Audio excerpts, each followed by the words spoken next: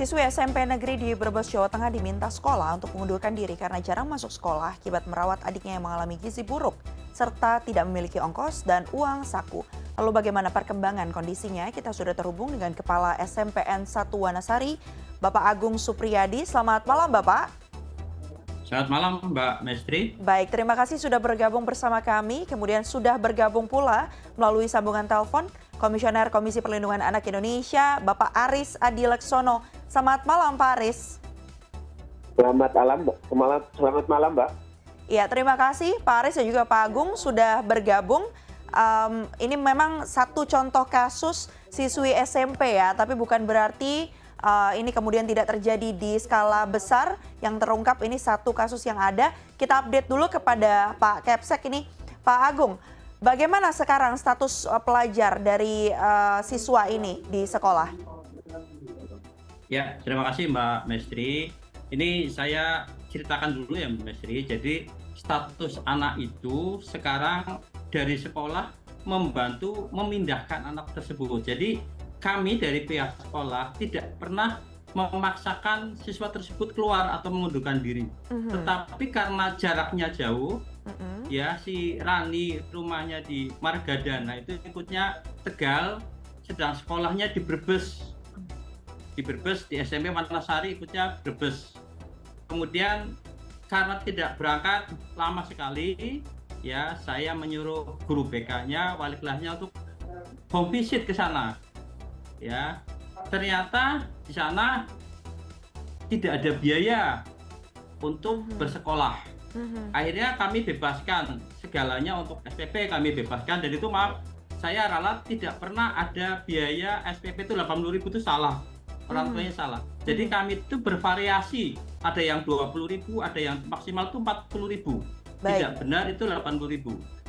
Nah, kemudian ternyata setelah guru BK ke sana, ternyata anak itu informasi dari bapaknya tidak mampu. Akhirnya kami sarankan minta pindah yang dekat, ya, dengan alasan biar tidak ada ongkosnya. Kalau sekolah sudah kami bebaskan semua. Tapi ternyata dari orang tua menyatakan bahwa untuk transport pun, untuk ongkos pun nggak ada biayanya. Nah, makanya kami sarankan untuk pindah yang dekat. Tapi kok berkembangnya oleh orang tuanya Kak menyatakan disuruh keluar. Karena saya pendidik ya Mbak ya, saya tahu anak itu jangan sampai putus sekolah. Ya kami pun mencari anak-anak yang putus sekolah. Di Brebes kebetulan ada gerakan kembali bersekolah. Kami mencari anak putus sekolah untuk bersekolah. Jadi tidak ada niat kami mengeluarkan. Itu yang maaf saja, yang kemungkinan ada salah komunikasi. Itu Mbak. Pak Agung, artinya harus diklarifikasi dua hal di sini. Terkait tunggakan yang diakui pihak keluarga, ini dimiliki oleh keluarga dari siswi tersebut, apakah kemudian nanti akan dibebaskan jumlah tunggakannya atau bagaimana? Dan yang poin kedua adalah penegasan kembali. Berarti artinya saat guru BK datang menemui siswi tersebut, yang disampaikan itu adalah opsi untuk pemindahan sekolah, begitu ya Pak ya? Bukan artinya secara tegas dinyatakan untuk keluar. Bedanya apa tuh Pak? Ya, terima kasih Mbak. Jadi gini ya Mbak, jadi kami sebelum Rani pun ada siswa seperti itu. Artinya kalau memang siswa itu terlalu jauh jaraknya, kami berusaha memindahkan anak tersebut. Kalau memindahkan kan anak tersebut jangan sampai putus sekolah. Kami guru pendidik tahulah, kalau anak putus sekolah nanti masa depannya jelas, nanti tidak jelas. Jadi kami berusaha, jadi guru BK yang saya suruh untuk menemui anak itu dengan niat anak itu mau pindah kemana. Ya karena dari dapodik di sekolah kami tidak pernah mengeluarkan. Jadi sekarang itu tidak bisa anak itu keluar, kemudian dapodiknya masih. Jadi dapodik itu masih di SMP 1 Wanasari.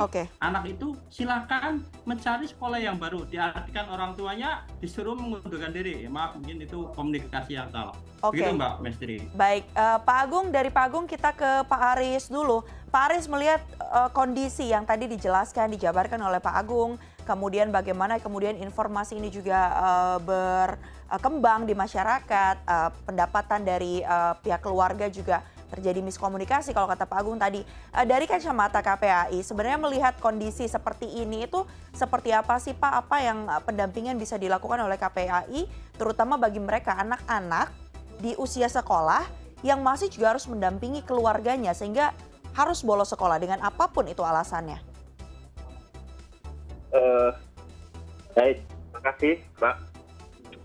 Assalamualaikum Pak Agung dan semuanya. Ya, waalaikumsalam.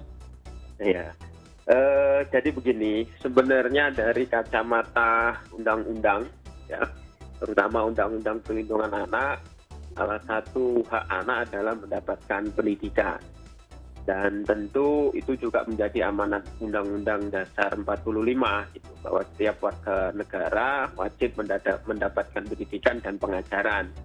Lebih detail lagi di dalam Undang-Undang Sidiknas, ya kan, nomor 20 tahun 2003 disebutkan bahwa pendidikan dasar dan menengah tentu menjadi tanggung jawab pemerintah, gitu, baik dalam hal ini pemerintah pusat maupun pemerintah daerah. Kalau kita mengacu pada regulasi-regulasi itu, maka sesungguhnya tidak dibenarkan untuk kemudian membuat tindakan-tindakan yang kemudian mengarah begitu kepada anak untuk kemudian putus sekolah. Kalau disimak secara umum berita yang berkembang, dan juga saya sebenarnya juga berkoordinasi dengan DP3A pemerintah daerah setempat, ya.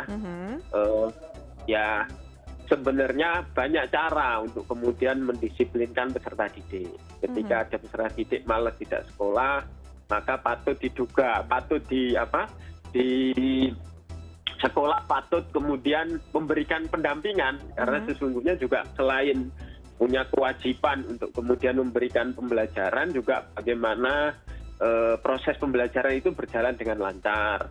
Bagaimana kemudian perlindungan ketika ada di sekolah. Perlindungan tentu tidak sekedar menyangkut bagaimana ketika anak-anak itu terkena kekerasan misalkan, tapi juga perlindungan ketika melihat anak ada potensi untuk putus sekolah. Nah, masih banyak cara pendisiplinan. Saya kira misalkan patut dilihat berapa intensitas sekolah, berapa kali intensitas sekolah melakukan visit kepada peserta didik itu. Apa yang bisa lakukan saat visit? Apakah hanya sekedar datang, kemudian menanyakan, kemudian memberikan surat? Atau beberapa kali visit, kemudian bagaimana nih mengidentifikasi persoalan anak, melakukan asesmen awal, kenapa dia malas, dan seterusnya. Sehingga sekolah juga punya tanggung jawab untuk kemudian mencarikan solusi-solusi terkait kendala-kendala yang kemudian dihadapi oleh anak. Jadi pada prinsipnya pemenuhan hak pendidikan anak itu hukumnya wajib menurut regulasi, dan tentu ketika ada anak putus sekolah sesuai tusi dari KPAI, yaitu pengawasan, ya, maka bagian yang kemudian KPAI akan mengambil peran di sini untuk kemudian bagaimana anak ini kembali sekolah dan seterusnya. Ya. Dan memang kami sudah berkoordinasi dengan Pemda setempat, ya, bahwa akhirnya memang difasilitasi oleh Pemda Tegal, ya, Kota Tegal sama Brebes akhirnya, dan memang pindah sekolah akhirnya, tidak di SMP yang sekarang. Oke, Pak Aris, berarti melihat kondisi ini kan pengakuan dari Rani juga menyatakan bahwa ia tidak masuk sekolah karena menjaga adiknya begitu. Hingga akhirnya ada arahan dari pihak sekolah, pendampingannya adalah berupa penyampaian untuk pindah sekolah.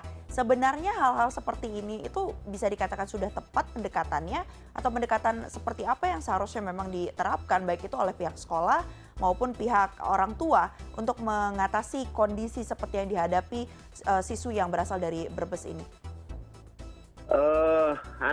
Kalau kemudian ada anak yang dalam kondisi demikian, tentu sekolah wajib memberikan layanan-layanan khusus. Sekarang kan pembelajaran tidak sekedar ada di sekolah, ya, bisa juga memberikan layanan pembelajaran jarak jauh. Apalagi kondisi misalkan Rani tadi ada kondisi orang tua yang kemudian perlu dibantu dan seterusnya. Jadi pilihan untuk menyodorkan surat mengundurkan diri itu atau pindah, saya kira kurang tepat. Kalau tadi Pak Agus menjelaskan soal jarak, sebenarnya sudah bisa diidentifikasi saat Rani masuk pertama. Apalagi sistem PPDB ada zonasi dan seterusnya. Iya. PPDB pertama mungkin sudah bisa disarankan untuk bisa mengakses sekolah yang terdekat dan seterusnya. Ya, Gitu. baik. Karena menurut informasi Ini memang sebelumnya, perlu dipastikan gitu, menawari pindah atau memberikan surat untuk mengundurkan diri gitu. Karena memang betul Dapodik ya pasti tidak mengizinkan untuk mengeluarkan anak, karena yang ada bagaimana memutasikan anak, karena itu bagian dari upaya negara agar upaya pemerintah pusat agar tidak ada anak putus sekolah. Kalau anak mau pindah itu sudah harus pasti dulu sekolah mana yang dituju. Sekolah yang dituju memberikan surat mandater penerimaannya, disampaikan kepada sekolah asal, baru anak boleh pindah dan baru boleh dicabut dari atau dipindahkan dari Dapodik.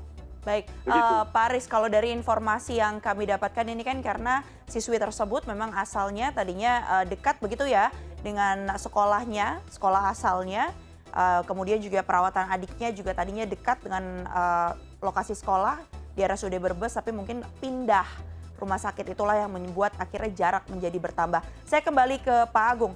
Pak Agung, tanggapan apa yang ingin Anda sampaikan setelah tadi mendengarkan apa yang disampaikan oleh Pak Aris terkait treatment yang memang seharusnya dilakukan oleh pihak sekolah. Dan poin selanjutnya Pak Agung, apakah sejauh ini sudah ada koordinasi pasti dengan sekolah yang dituju nantinya untuk proses pemindahan sekolah terhadap siswi tersebut?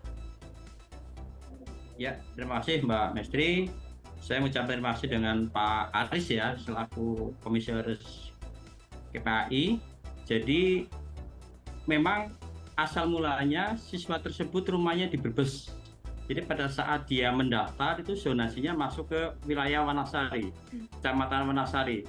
Setelah itu dia pindah tapi tidak ada pemberitahuan pindah, tidak ada pemberitahuan pindah ke Tegal. Dari pihak sekolah tidak diberitahu dia pindah, tapi kok jarang berangkat.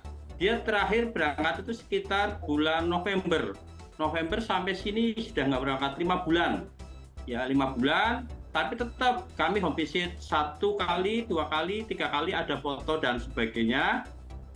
Pada saat home visit ditanyakan, ternyata waktu itu dia menyampaikan, Pak, nggak ada ongkosnya. Sudah, untuk sekolah memang digratiskan, untuk SPP, untuk uang pengembangan, tapi dia sendiri, keluarganya untuk ongkos setiap harinya itu tidak ada ongkosnya. Nah, solusinya kan kami tadi dengan pihak terkait, dengan Dinas Pendidikan di Brebes, udah dipindahkan yang lebih dekat. Waktu itu, nanti saja, nanti nunggu ajaran baru. Dan waktu home visit ke sana, anak itu ya seolah-olah menikmati seperti anak yang lain, bisa bermain dan sebagainya. Ya, saya menikmati. Udah, kami tunggu.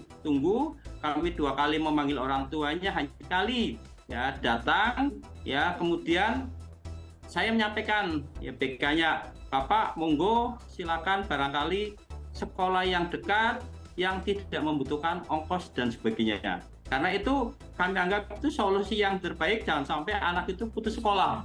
Karena kami tadi sampaikan bahwa pendidik ya ingin melihat ada anak sekolah di jalanan. Gitu Mbak Mestri. Oke, terakhir Pak, tadi yang saya tanyakan untuk status pendidikannya sudah sejauh mana untuk proses pemindahannya? Oh iya. Dari kemarin kami sudah koordinasi dengan Dinas Pendidikan Pemuda Olahraga Brebes, kemudian dengan Pemda Tegal. Akhirnya yang terdekat itu di SMP 17 Tegal. Ya, kami sudah menyiapkan berkas-berkasnya, kami sudah menyiapkan nilai-nilai rapotnya, ya, dan kami koordinasi dengan sana dan menyampaikan bahwa ini anak kurang mampu, ya, tolong dibebaskan dari segala biayanya. Dan Wali Kota Tegal langsung tanggap, langsung menerima, memberi bantuan. Dari Kepala Dinas Pendidikan Brebes juga sama, membantu juga. Ya, kemarin malah mengunjungi rumah anak tersebut, kami juga mengunjungi. Yang intinya anak itu ajaran baru ini bersekolah di Tegal yang jaraknya mungkin hanya sekitar 1-2 kilo lah. Tidak perlu biaya yang besar. Itu Mbak Mestri. Baik, satu hal yang pasti adalah semua hal harus diupayakan agar tidak ada lagi anak-anak yang putus sekolah. Karena tadi ya kita harus sama-sama mengupayakan bagaimana bisa memenuhi hak dari anak, yakni hak untuk memperoleh pendidikan. Terima kasih kepada Komisioner KPAI, Pak Aris Adi Laksono, dan juga Kepala SMP Negeri 1 Wanasari, Bapak Agung Supriyadi, sudah bergabung bersama kami malam hari ini di CNN Indonesia Connected. Ya, sama-sama. Terima kasih Mbak Mestri, Pak Aris. Terima kasih.